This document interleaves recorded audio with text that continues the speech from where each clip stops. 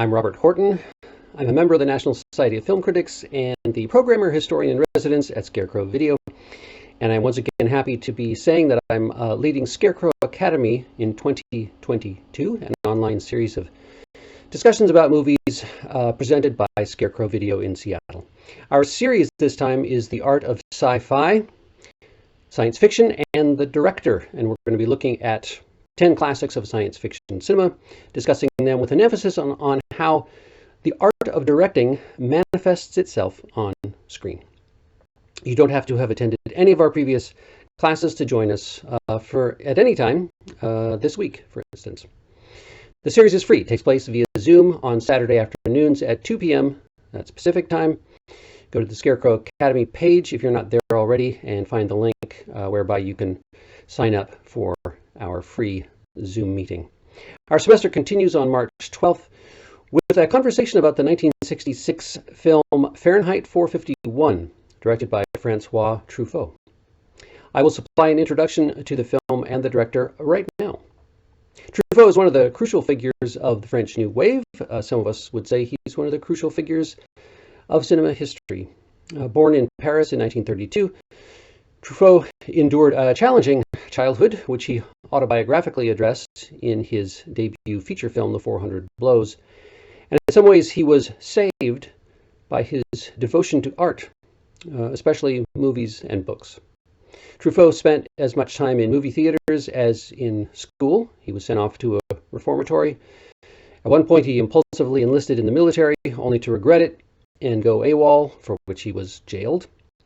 When he became a critic, he was soon notorious for his scathing treatment of what he considered the old-fashioned French cinema of the time, and also notorious for his development, along with his colleagues, of a new way of thinking about movies in which the director was seen as the principal author of a film, an idea that got translated into the auteur theory in the English-speaking world, even though it's not really a theory, and elevated some previously critically underappreciated directors, such as Howard Hawks and Alfred Hitchcock, to a new level of regard. Truffaut's vitriolic style of writing criticism actually resulted in his press pass being canceled for the 1958 Cannes Film Festival. 1 year later, he returned with his first feature, The 400 Blows, and won the Best Director prize. His career was off and running, and so, thanks to Truffaut and his friends, was the French New Wave, that vitally important movement that brought new life and new techniques to world cinema. Truffaut's output in the 60s is fascinating, and in the middle of it is his only foray into English language movie making, and his only foray into science fiction. Our film for discussion this week, Fahrenheit 451.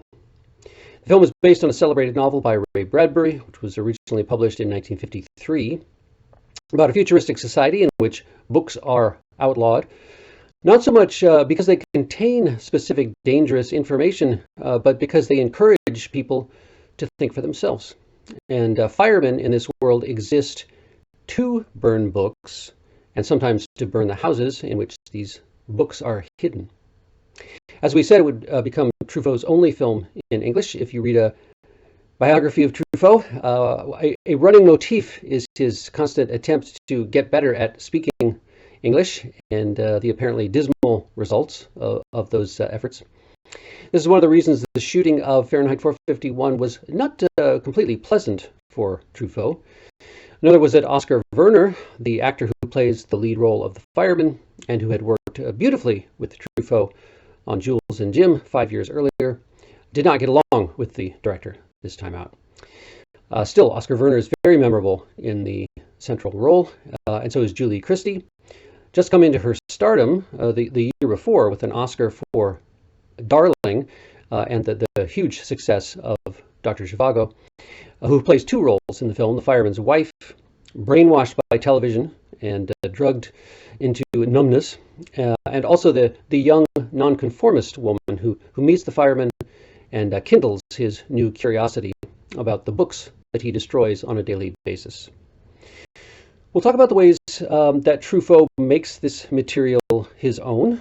It is a film that is, I have to say, it's considered unsuccessful in some ways. I sense that many Sci-Fi and Bradbury fans don't especially like the film, while many Truffaut fans don't value it very highly either. I happen to like the film very much, and I think the things that Truffaut creates in the film, techniques of disorientation, his extravagant use of color, and the forceful way that he films the book burnings, make it really hard to forget. The film has a very unusual rhythm, overall and within scenes. There's something off about it, I think, that goes throughout in a way that feels deliberate. I mean, kind of a jagged quality that applies to both editing and performance. And even to the memorable opening credits of the movie, which, true to the idea of a society that has abolished the written word, are spoken rather than written on screen. We will note the contributions of two key collaborators as well, music by Bernard Herrmann, someone strongly associated with one of Truffaut's directing heroes, Alfred Hitchcock.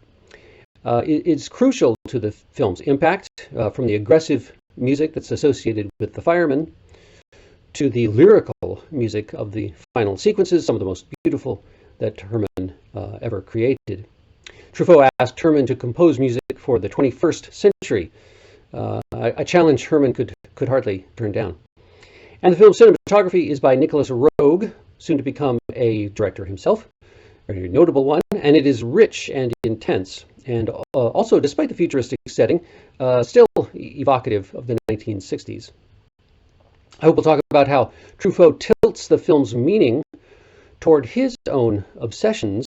Fahrenheit 451 is a story about censorship and totalitarianism and conformity, but in Truffaut's hands, it also becomes about the passionate commitment to art.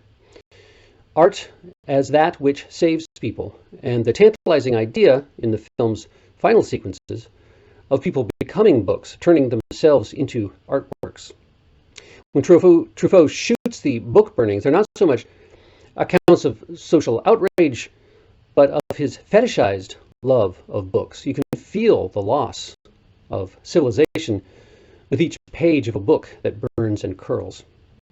After he became a filmmaker, Truffaut, whose life was cut short at the age of 52 in 1984, wrote, "Today I demand that a film expresses either the joy of making cinema or the agony of making cinema.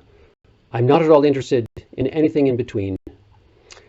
I'm not interested in all those films that do not pulse." Well, we'll talk about how our film measures up to that this week when we gather on Saturday, March 12th, for a conversation about Francois Truffaut's Fahrenheit 451.